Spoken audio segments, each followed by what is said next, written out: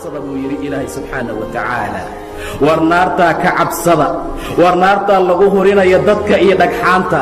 wallaahi wax kale ma loogu talagelin, waxaa loogu talagalay jasadkeenna haddii diinta lagu baabi'in waayo, waxaa loogu talagalay caqligeenna haddii diinta loo adeegsan waayo, waxaa loogu talagalay lugaheenna haddii qur'aanka iyo meesha lagu bartay masaajidada lagula socon waayo. sidaa darteed ayuu ilaahay tilmaamaya subxaanahu wa tacaala qofka ahlu naarka ee naarta gala in ilaahay saa loogu gedgedinayo tilmaamayaa wejigiisa.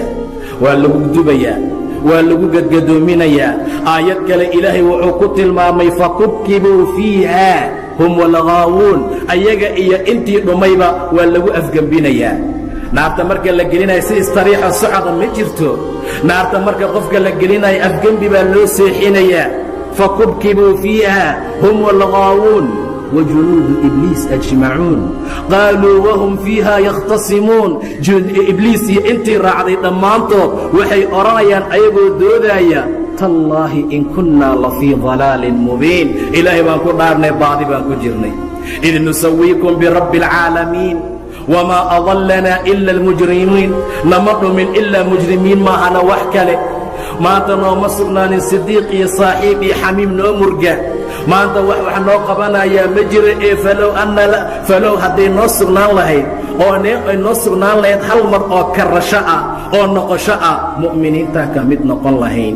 inna fii daalika la aayad baa ku sugana walaalayaal ku cibro qaata.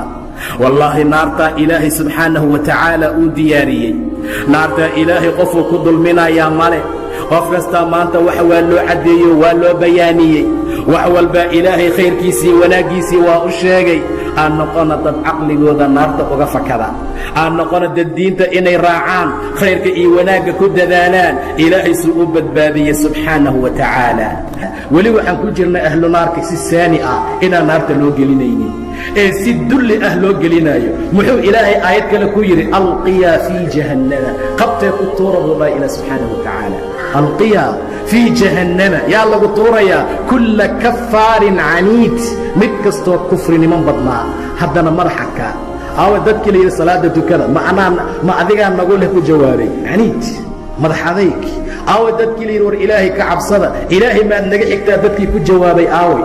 qabta buu leeyahay ilaahay alqiyaa fii jahannama kulla kafaarin caniid mannaacin lilkhayr, khayr mancin badnaa, haddana xadgudub badnaa, haddana muriib ahaa oo shaki badnaa.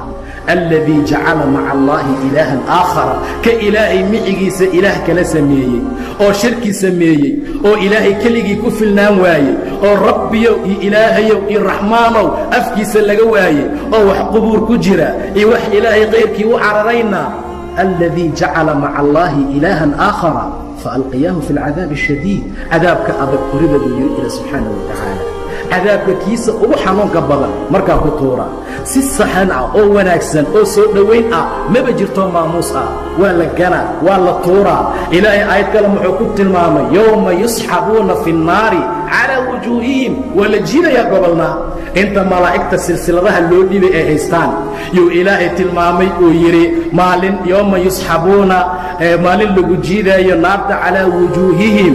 maxaa loo dhahayaa duuquu masa saqara taabashadeeda dhadhamiya. aayad kale maxay ahayd yucrafu almujrimuuna bisiimaahum fayu'khadu biاlnawaasi wاlaqdaam.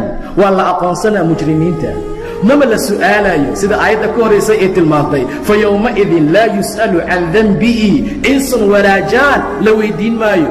sababtu maxay tahay? looma baahnaba. yucrafu almujrimuuna bisiimaahum, calaamadaha lagu aqoonsanaa buu yidhi ilaahay.